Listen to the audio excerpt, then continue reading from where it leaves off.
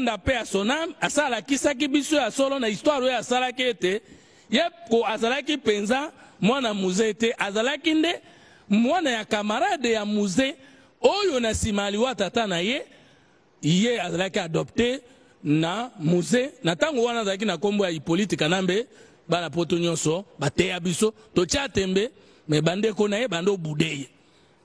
Wana eza likambo ya liboso. Eloko wana pona nini nalandeli yango parce que na Deutéronome Moïse alobaki na bana Israël tango kokoma na mboko nzamba azopesa yo, tu ne prendras pas un étranger pour le faire ton roi, ton chef. Il est impossible moto za makila na yo te ayokela yo mawa soki alinga boma yo. Mais quand on dit toute autorité vient de Dieu, où est-ce que tu places ce verset? Mais autorité vient de Dieu, ceux qui ont peuple aux inconscients, nzambe peut accomplir inconscience na yo en te donnant des dieux étrangers. Des autorités étrangères qui vont certainement te punir, tu sais quoi? Tango yo moko congolais, ozondi mababenga yo, na moto mosusu azala congolais tote, ala tso minduki oboma Congo, bongo nzamba kotika sans punition. Aliboso. Mais to reteni ni na bana bazolanda. C'est pourquoi on a préféré mingi lingal pour na moni bo uti na bana. Joseph Kabila la général major, oyo asazwa pouvoir na makasi na Congo 5 fois. Mais Alinga zoua pour la 6e fois. 5 fois, il y a les 5 fois. Oh. Maintenant, 2001, janvier, Joseph Kabila a une opposition, il y a un discours. Il y a un pouvoir, l'élection est organisée. Comment est-il devenu chef de l'État et président de la République du Congo? Première fois. Première fois, Mouzé Akoufi, Nana Bomie. Jugement mon côté, Tanga Kombo Kinolelo. Yo Koufi. Moi, je suis dans le pouvoir, procès na yo elimwe. On m'a normal. La première fois. Azui pouvoir na makasi première fois en 2001. Aouta na parti politique te, aouta na. Mais tango Mouza Koufi Bobo Sanateke, toutes les frontières de la République démocratique du Congo étaient fermées. Il paraîtrait qu'il y a de la na Lumbashi. Dengue ni kama pona ye, ba fungola ki ba frontière nyonso, tia kitananjili, akoma na réunion se bandaki. Mais qui te zana no ka polele ya komi avandi wana eza histoire enseignée eza histoire avec qui na yona ngai awa na kisasa tozala ki awa azui pouvoir na makasi. Alors na démocratie amoni peuple congolais nyonso bazoba avec l'âge de 28 ans ou 29 ans tovandi toke na Sun City kuna to décida ki biso nyonso nouvel ordre politique, nouveaux acteurs. Toke kuna a roulé l'intérêt en bon amboka, ba politicien nyonso à se maintenir. C'est le 1+4 là. Avant 1+4 d'abord a roulé bango nyonso zongi na pouvoir yemoko a sali 1+4 a sali accord de cascade yena ndeko Jean-Pierre Bemba na Congo central a ke kuna a roulé a zongi à se maintenir na makasi alors que toi qui na posa ko ndolongola ye na assemblée du dialogue. On a deuxième fois. Deuxième fois Joseph Kabila a eu pouvoir na makasi a botoli Jean-Pierre. Troisième fois Jean-Pierre Bemba na 2006. Mais élection eleki peuple a voté Jean-Pierre Bemba a triqué. Nani a pesa ki biso preuve que na 2006 Joseph Kabila a eu ba élection te aibaki eza ba prela catholique. Basango. Nakosi non bato nyonso na bakufite à part papa Mosengo muto akenda les restes bazali wana bité tolo ba solo na élection eleki moto alongi ezali Bemba Joseph Kabila a eu pouvoir à Bemba na makasi a imposé guerre na Kinshasa tokufi topoli na Kinshasa ye na makasi à se maintenir na pouvoir. Je salue la mémoire de Hugo Tanzambi, qui est décédé dans ces conditions-là. Souvenir, quatrième fois, en 2011, Papa Etienne Tshisekedi a accueilli Abeti Joseph Kabila en élection en 2011. Libungu Toulou et Anyama. Joseph Kabila a eu pouvoir na Makas. Nana proclamé que pouvoir a eu et dans l'élection à Lokuta. Basango. Bango Kaka. Zoua Malouba Papa Mosengo, Alobakinin. Les résultats publiés ne reflètent ni la justice ni la vérité de sûr. Yango même qui papa c'est nani quand tu sais qu'il n'a pas prêté serment pour élection les cas qui m'abe. Quatrième fois Kabila a eu pouvoir na Makas. Mais na Makas on a bobo sanatel comme quoi salemi. Démocratiquement parlant, même si l'élection allait à un seul tour, au Koki Kolekate Nansé a la moitié des votants. La moitié plus. Joseph Kabila en 2011 a droit pouvoir à moins de 38%. Donc il a triché même dans la sociologie des élections. Okay. 2016, Joseph devait quitter le pouvoir, n'est-ce pas? Oui. Constitution lobby, Bokonzi Amboka a un mandat encore renouvelable une seule fois. Dengenini Kabila Komaki en 2018, après 2016, l'élection est salémité. Il y a les Kana qui deuxième mandat, il y a Souka Dengenini. On a 5e fois. 5e fois, j'ai eu pouvoir dans ma casse. En 2016, à Sali glissement personnel, il y a 2 ans. Bon, Moto Joseph Kabila. Moto a eu pouvoir 5 fois. Nini eko pekisaye, Tony la kisho kelelo 6e fois kokokate.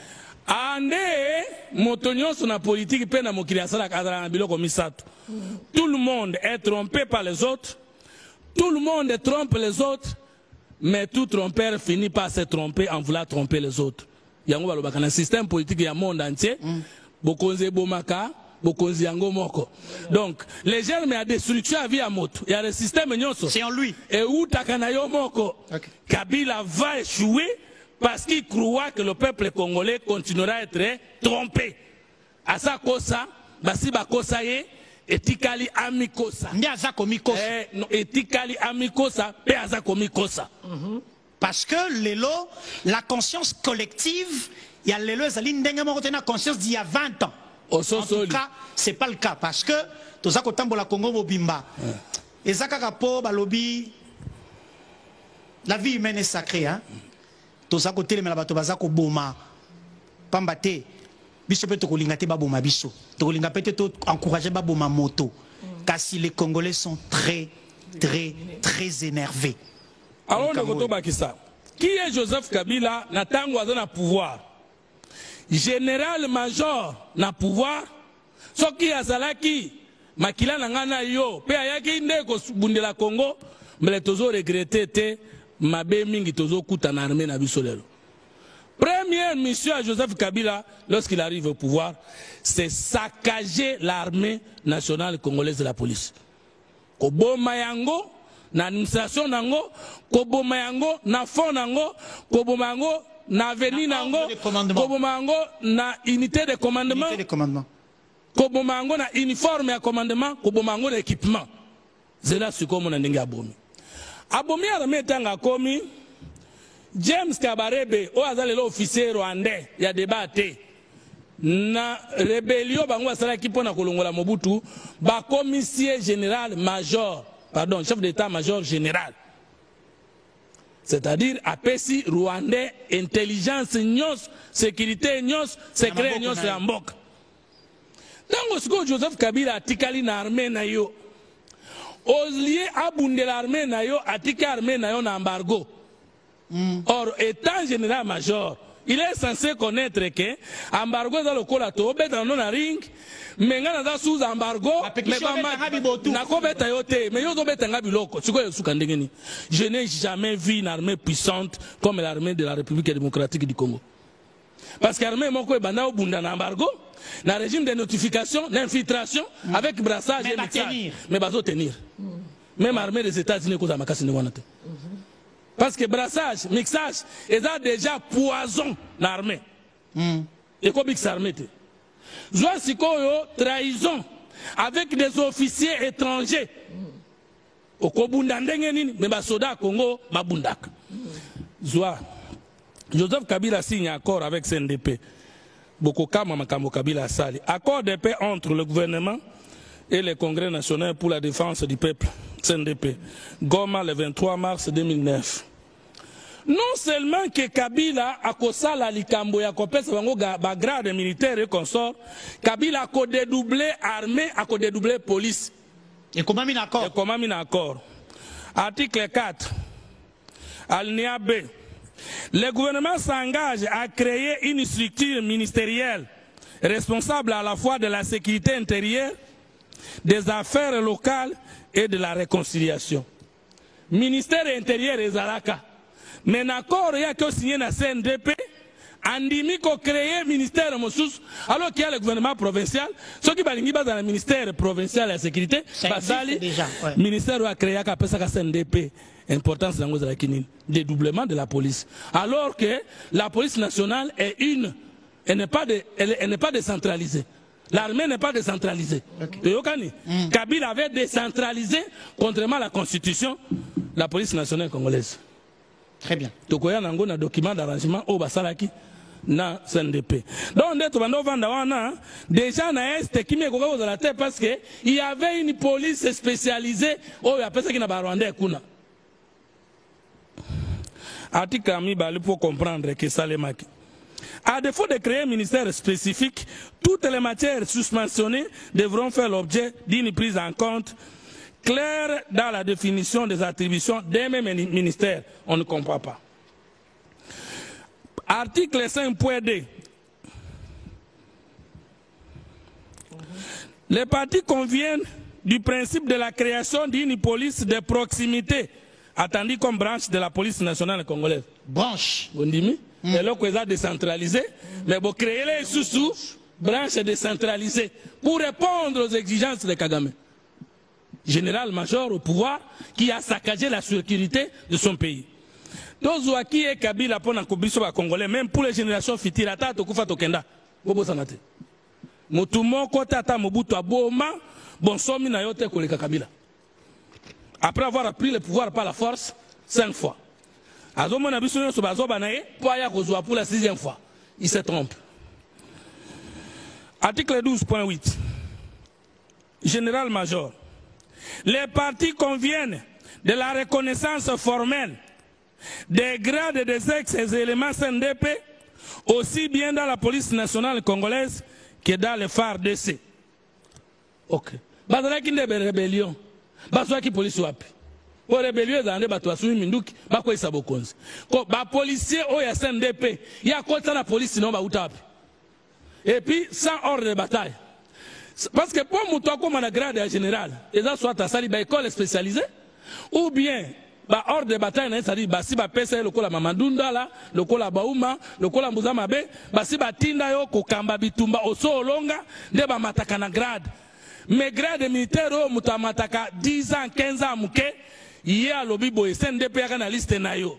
C'est-à-dire que Ntagana sa oyo azali na ces pays rwandais yé azalaki congolais. Kabila yeba ki to yeba kite. Ntagana Kagame boti na liste ba généraux na bino. Donc mutavai na ndako na masina bana to bi Yves général. Général. Virginie. Maman Virginie général major. Oh kuna lieutenant général. Yebisangai ezali Remochi Bando asinyaki azana bomoi. Kabila paix azana bomoi. Cet accord a été appliqué. C'est la partie qui n'a pas été appliquée qui a créé le CNDP, le M23. Tout ça d'accord. Et avec le M23, il a signé un deuxième accord na koya Olaxabino en 2013. Na lingito avancer sikoyo. Touti kolanda, tolanda ki discours ya général-major Joseph Kabila, il n'a pas cité ou pointé le Rwanda comme pays agresseur alors que reconnu par tous les rapports des Nations Unies, notamment résolution 2773 où Ezako Senga Rwanda a retiré la troupe naé du sol congolais. Mais est-ce que cette démarche Yakolukako congoliser conflit oyo objectif est Kokiko Zalanini? Qu'est-ce qui se cache derrière? D'abord, qui est Joseph Kabila? Et Ali, émissaire ya Kagame na Congo, en collaboration avec quelques prélats catholiques. Dans le même discours. Dans le discours où il y a un prélat catholique, message de la 62e assemblée plénière de la conférence épiscopale nationale du Congo 5, n'a pas page 5 qui balobi que guerre dans le Congo est un conflit intercommunautaire. Où est la différence entre ça et ce que Kabila vient de dire? Où est la différence entre Oyo Bango Balobi que les agressions, les ande tribalisme, les ande régionalisme, les ande boyokan, bozangi boyokan entre bisomoko nakati, na yo Kagama Zoloba, bolingi ba tutite, bozongi sabango, awe pa na bango na mabele na bango. L'habité totia bango mabele na mutuka, na vélo, na avion, po ba kenango comme si bisona ba tutite so zwana awa. Pe na zo tu na yo. Ba guerre nyonso salema awa, eza ba guerre d'agression. Rwanda zone dima na biso ba négociation comme agresseur. Les États-Unis na Doha na Luanda. La Kisangai Awake catholique, Kabila, pas catholique comme église, pas catholique comme tout le monde. C'est prélat catholique, membre de cette structure, la Kisangai Kebanguna Kagame, baza différent. Na Kabila. Bakoki kotanga yete parce que c'est le donateur. Il y a une association, et dans le Kola Osikoyo, Betaka, ministre Mouya Yawa, na chef de l'État Bongo Yesuna Congo Telem. Telema wa banda ko attaquer Congo, attaquer Mokonzi Mboka, attaquer innocemment. Toko sera bango makambo Yesu awo. Bango bakotanga Kagame te. Bienfaiteur ozo mona Vigence qui Muteba. Bavandi bazo sekana goma na nanga pe bazo loba non Kagame pese biso mbongo, il est très content de l'initiative. Il finance l'initiative de pourparler, mais ne veut pas retirer ses militaires qui tuent les Congolais. C'est pas la même chose avec Kabila. Mais la congolisation de cette affaire, intérêt à Yanani. Intérêt à l'IA na balkanisation, bino bo comprendre te. Okay. Pendant que Batoazo Zélandais que Kabila kokota wate. Wane za accessoire so ki ndebiso to telem tende ba yekoto. Mais bango ba yebi ke to telem ba koya koto. Côté zali ko prouver batuke Kinshasa elingi bino te pe ko sala déclaration d'autonomie. Mais pourquoi il met en avant son statut de militaire? Serment Nangaï Abousoda, Nakotika Yangote, qu'est-ce qui se passe autour de ça? Mais Yves, de côté à l'introduction à discours à Kabila, il y a 6 ans que je prenais congé de mes responsabilités. Oh. Mais pourtant, on a droit administratif. Congé n'engoza boye oza musali RTNC congé zani eza acte officiel oyo bakonzi ba autoriser yo okata musala opema oza licencié na noté oza révoqué té. Kabila il est très clair azwa kinde congé qui est Kabila c'est un général major qui pense que Congo est mboka na ye patrimoine privé yango yoka bazolo ba biso ni topesa Tshisekedi pouvoir c'est-à-dire pouvoir eza ya peuple té ya bango. Mais là, on a comme un discours, Kabila contredit Nanga. Parce que Nanga ndolo bake, tu sais que dans une élection, Toyo Kanakinde. Mais dans le discours de Kabila, to salaki accord. FCC cash pour Nasunga Tshisekedi Azana. Majorité au Yazala qui n'a yangoté. Ça veut dire que Kabila ne revient pas sur comment les élections se sont passées. Kabila dit pour l'élection, les gars, mais Ngaï n'a sunga qui Tshisekedi pour na yokananaye, pour na bakisaye, bateau Yazana bangoté tel que l'élection les kaki. Et la vérité qu'il nous dit à Koloba, ce n'est pas la vérité sur comment les élections de 2018 étaient passées, c'est la vérité sur le contenu de l'accord qui est signé longtemps après la confirmation. De Tshisekedi comme chef de l'État, il a gagné les élections. Je vais emprunter la réflexion du VPM Jean-Pierre Liaou que j'ai suivi sur Top Congo. Le VPM Jean-Pierre Liaou a dit exactement ceci. Les cycles électoraux sont connus. La durée des mandats est connue. De quel mandat ou de quelle élection parlons-nous? Tshisekedi a été élu 2 fois. Il a été élu pour la première fois, il a fait ses 5 premières années, il a été réélu avec 73%. Qu'est-ce que vous remettez en cause dans les 73%, les élections auxquelles vous-même vous n'avez pas participé et que vous avez boycotté? Question. Fumutoto. Kinoki. Kinoki. Yoyoki ke moto asili article 771 Conseil lobby, le mandat du chef de l'État est d'un cas.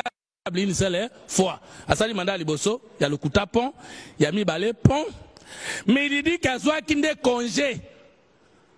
Ça dit pouvoir de ça qui y a. Et il y a un lobby. Pour qu'on répondre à la question. J'ai décidé de briser selon silence. J'ai décidé de briser selon silence. Des sorties de ma réserve. Au côté de Proverbe chapitre 17, verset 27 à 28, dans la Bible Mink. Kabila a décidé qu'Obima na réserve naïe. Mais tout découvrir, ce qui moto ami batelaki. Abimi na réserve naïe à Koko Manani, d'après la Bible. Moto, il faut un paiement. Mais abo iko paiement. Moto akoki kolobata a décidé à l'oba. Ce qui a lobby à Koko Manani. Je crois que cette fois-ci, on a côté. Proverbe chapitre 17, verset 27 à 28. Vous trouvez déjà pas là? Non, on a d'autres loi, monsieur. Maman Virginie, yo, la Bible était. Waka mon Christ tout est.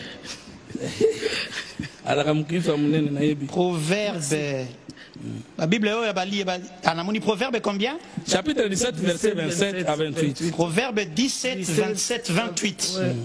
27. Quelqu'un d'expérimenté évite de trop parler et quelqu'un de raisonnable prend le temps de réfléchir. 28. Quand il se tait, même un imbécile paraît sage. Lorsque ses lèvres sont fermées, on peut le croire intelligent. Ce qu'on peut mettre les deux collègues les secondes à l'autre dans la kimia.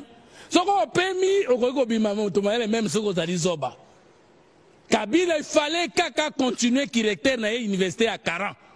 Et là, on a mis Biloba Loba. Sikoyo, Yoka. Kabila Lobi, j'ai décidé de briser mon silence. Alors qu'article 5, il y a loi portant statut des anciens présidents Robi Boy. Tout ancien président de la République élu est soumis à une obligation générale de réserve. Donc, Kabila, en dehors de son silence, Kala, la loi Zala précis. Mobeko eye moko na batu na ye basalaka na 2018 tanga yebi ka olongo na pouvoir et lobaki na ye ke ndengo zo kende boye okokanga monoko. Kabila dit j'ai décidé de briser mon silence. Au monde il prend les congés, il marche sur l'article de la Constitution qui dit qu'on a des mandats. Il continue à se croire chef de l'État. Il brise son silence, il viole l'article 5 de la loi portant statut des anciens chefs de l'État. Yebisanga qui est Kabila, un général-major qui n'a aucun respect sur aucune disposition de la Constitution ou de toute autre loi de la République. Peuple na mutunaye zéro, institution na mutunaye néant, loi na mutunaye néant, constitution, eza moto yo a tel makasala oyo ya kani na mutema naye. Balobi azana obligation ya réserve de dignité. Est-ce que Kabila a une dignité? Est-ce que Oyebi sénateur a vu? Et le sage de la République. Parce que Sénat, c'est veut dire sage. Sénateur ne voit pas des sages. Au lieu conseiller Moka, il y a Bundi Simboka Naï. 70 ans. De quoi il veut sur cet article? Avant tout na mutura mususu na likabo Italie. Attitude à tenir pour un peuple. Alors, obligation de dignité, obligation de patriotisme et de loyauté envers l'État. Pourquoi Balobi Bongo? Parce que Moutou a ancien président depuis qu'il est élu, l'État sanguindi sa yena banana libote na ndenge nyama. Talaka ba supermarché za combien Kabila o. Ayaka to monakaye na babote lokola bakadogo nyonso. Oya zana ngole loko mbongo. EPC avantage atambula na mokili. E wuti na misala salaki ne balobi. Yokela mboka mawa oyo etongaki yo koleka ndenge yo yaki kokamba ye. Tikala loyal. Tikala loyal. Maintenant ndeko Joseph Kabila suki wana te. Tanga lobi na décidé na longwa na kimia na ngai. Po na kende ko bunda lisusu po na de la juger na tribunal et histoire te. Ko tribunal et histoire Congo commissaire qui est chef de l'État. Tribunal et histoire ozwaki ba avantage nyons. Tribunal et histoire ba mandat nyons c'est là qui. Est-ce que Sarkozy a tenu discours en France? Ata esimbite na simanae. Est-ce que Obama a tenu discours aux États-Unis? Ata esimbite. Qui est Kabila? C'est un général-major qui croit que pouvoir est aillé. En tout moment, il peut toujours venir les revendiquer et chasser par force celui qui exerce le pouvoir d'État. Maintenant, à la lumière, il y a différentes réponses au Tiropé Sabiswao. Comment doit se tenir primo le peuple? Segundo, la communauté internationale, et tertio, le pouvoir en place vis-à-vis d'un homme comme celui-là. Ça sera la dernière question. Sur le plan économique et militaire. Si le plan économique, Kabila a sakani na batunyo sur la salle économie. Alors, j'ai laissé à mon successeur une économie dynamique et résiliente. Toute une question. Pour l'économie dynamique, il faut que le budget combien? Kabila Kenda, Atika budget, moins de 5 milliards.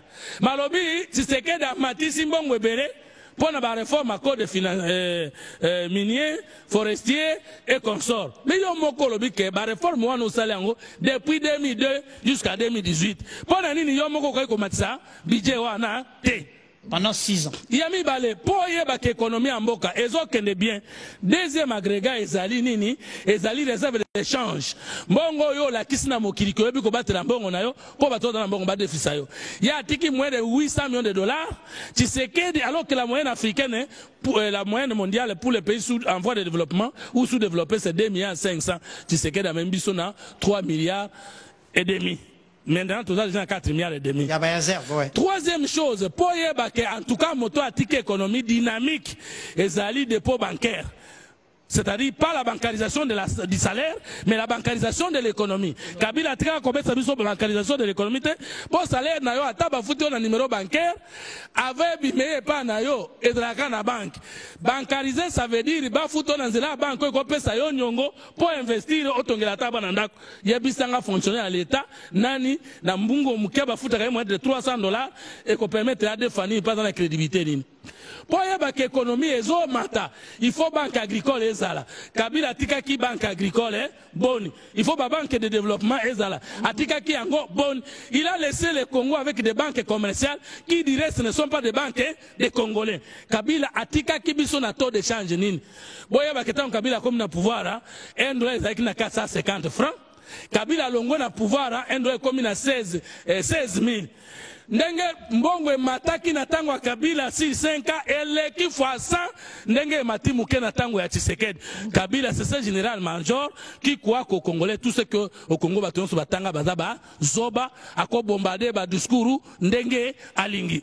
Zua réforme ya pamba oyo institution otobengi IGF sala et pesa biso 7 milliards de manque à gagner na tango Kabila koleka ba budget Kabila nyos zwa budget ya DGI ba signation ya DGI par année Barnamé Wakadi azo sala combien 1 milliard na moitié koleka combien de budget ya Kabila zwa ministre de l'économie Mukoko Samba sous l'impulsion de Félix Tshisekedi Antoine Tshilombo a memi mboka na biso na réalisation accomplissement ya 9 revis avec le Fonds monétaire international et la Banque mondiale. Kabila tikala kokoka angote. Donc du point de vue économique, Kabila kozo ata litindi a Tshisekedi te. Très bien. Très bien. Maintenant on va chuter. Attitude à adopter. Attitude à adopter. Ton moni position en général major. De comprendre objectif peuple à téléméliango. Mais quelle attitude adopter? Qu'est-ce que la communauté internationale doit faire? Qu'est-ce que le peuple doit faire? Et qu'est-ce que l'État, le pouvoir en place doit faire? Les réponses sont oh nini, comment nini? Tout pour la patrie. Non, Congolais ça nini? Et l'équipe mundu qui a baissé Kandé. Congolais côté le makena boy, koloba ça suffit 30 ans. Rwanda Bomangai. 30 ans et Koki Kabila yona bango et puis 18 ans et Kokapo na Kabila et puis au betranga pouvoir na makasi 5 fois et Koki. Kwajik na Chiluba bongo na Kimongo. Nana za mongo. Et aussi là, et bon on a lingala. Et Koki non, et bon on a français. Ça suffit. Ça suffit. Ça suffit. Ah, l'anglais yo moko beta bien. Voilà, it's enough. Tele Mexico le bolo bana Kabila et Koki. Tokufi ebele et Koki. 18 ans pour nayo et Koki. Lokuta pour nayo et Koki. C'est ça le message au peuple. C'est ça le message. Attitude des Congolais tellement loba Kabila ça suffit. Kabila et Koki. Kagame et Koki. Et puis, Bakoko Baloba, Bouzoba Liboso, Mayele Nassima. Tokoko, ça m'a combien de fois? Si c'est un ange qui vient d'ici, il peut nous tromper pour tout ce qu'on fait dans la lolate. Kabila qui nous a maltraités, il y a l'obiba soda. Bongo, Mamadou Ndala, Moutabunda qui n'a pas rendu bien, Koufela Kinine. Lisa Sebemba et Bomaki et Utakiwap, et Utaki Norandate. Nabande, Batouba Taipembe Nae. Bongo, c'est Nabaouma. Bongo, Mouzamabe. Kabila tiki mboka na yo pour l'armée sans loi de programmation militaire. Balobi et tout ça le côté. Depuis 1960, c'est que muto aliboso ko tonga ba hôpitaux na mboko. Na muya na Mbujimai, na Lumbashi des hôpitaux tertiaires. Depuis Congo et Congo, Tshisekedi mutabeti gratuité de la maternité. programme couverture santé universelle. Depuis tozali na mboko yo Tshisekedi mutu aliboso atongi ba école asika. Kabila kende koyo bana biso ke atika ke héritage ya malamu Tshisekedi abomi. Aye bisabiso loko moko ya malamu ya atika ki po ya malamu pezali. Stade Matilde yete mutasalaki. Ba boulevard atikaki ezali. Aye bisabino bato Holanda biso likambo moko ya malamu Tshisekedi abebisi na sima Kabila. Tango alobe aggravation du chômage. Fallait ya aloba ya atikaki chômage na combien au vendre kana poto. Pour le chômage, faut le bas. Na Israël, le taux de chômage, c'est 4%, non? C'est connu dans le monde entier. Soit qu'il n'est combien à 10, bah, qu'on c'est qu'à Matisse, yo, tika qui chômage n'a combien? Lobana Kabila est coquille. Ozana Goma, Tchana Mutuna, yo, Kabila est coquille. Kabila appartient au passé, comme le ministre Mouyaya avait dit. Même Bibembe Nabiso est condimayete. C'est pour ça que l'unité de tous est importante, parce que c'est en étant unis que nous allons faire face à cette oppression. Et puis, on n'a pas perdu de comment Kabila peut penser qu'il n'y a que lui qui est le propriétaire de ce pays? Comment Kabila koki kolobana biso ke mboka eza en danger, yo moto tie mboka na danger. Yo moto za envoyé à Kagame. Siko na bomi moko soki Tshisekedi ataki mobali te.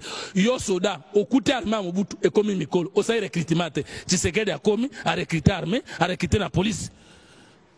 On va chuter sur cette note positive alors. On va chuter. Alors, pour Nangaï maman, pour Nangaï papa, et si Kayo Zali, Yebisa Kabila, Biliaki yo Bikoki. Au comico ça, si tu vas marcher vers nous les Congolais, nous allons te croiser. Et nous allons voir comment, toi un individu, tu seras en mesure de renverser un Dieu. Parce que le peuple c'est le Dieu.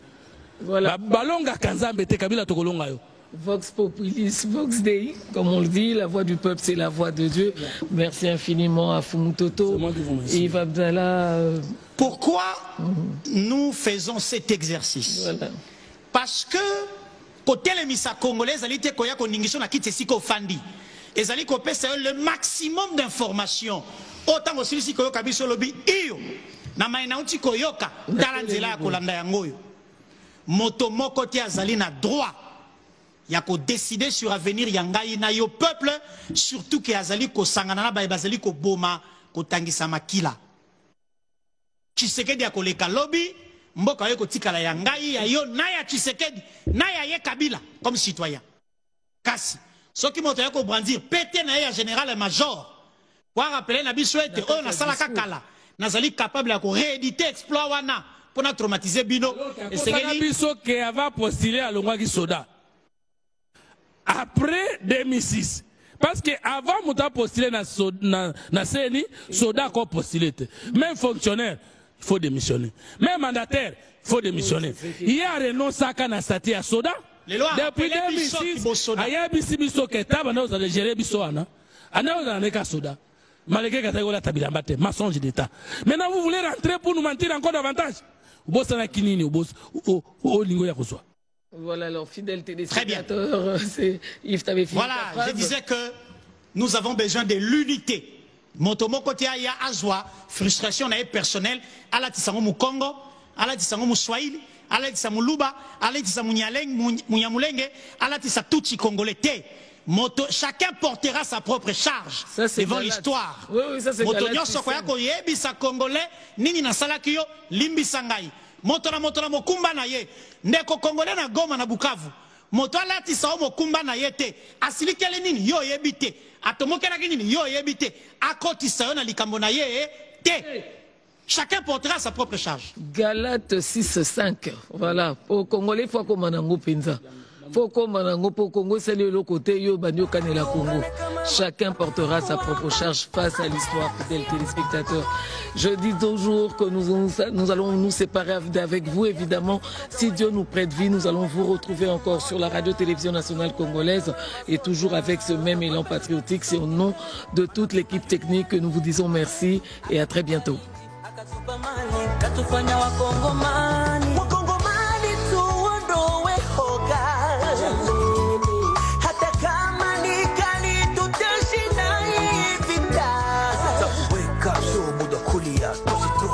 Tunajipanga tutashinda, maadui tumejua, njia zao tumejua, marotura tunaoga, tumeshajipanga. Je suis bronzé en mouchoir blanc pour sécher vos larmes.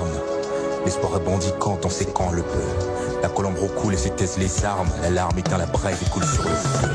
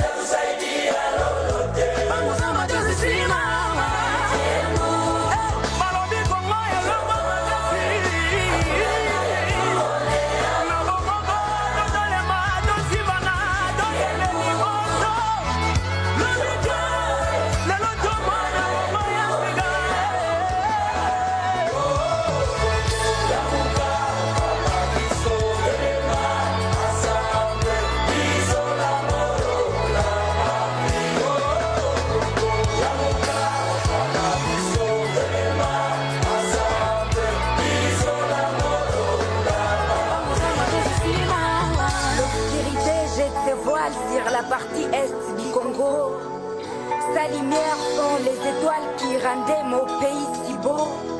Quels sont les effets de nos larmes? Nous ne devons plus les verser. Que chacun saisisse ses armes pour voir cette guerre cesser. Yamboka Production.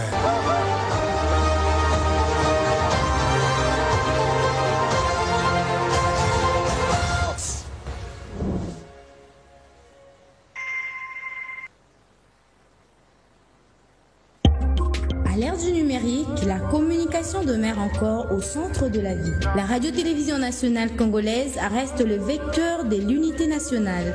Les informations sur l'actualité de la République démocratique du Congo, d'Afrique et du monde. La culture, le sport, mais aussi les grands événements en direct sur la radio-télévision nationale congolaise. Les infos de dernière minute sur toute l'étendue du territoire national et partout.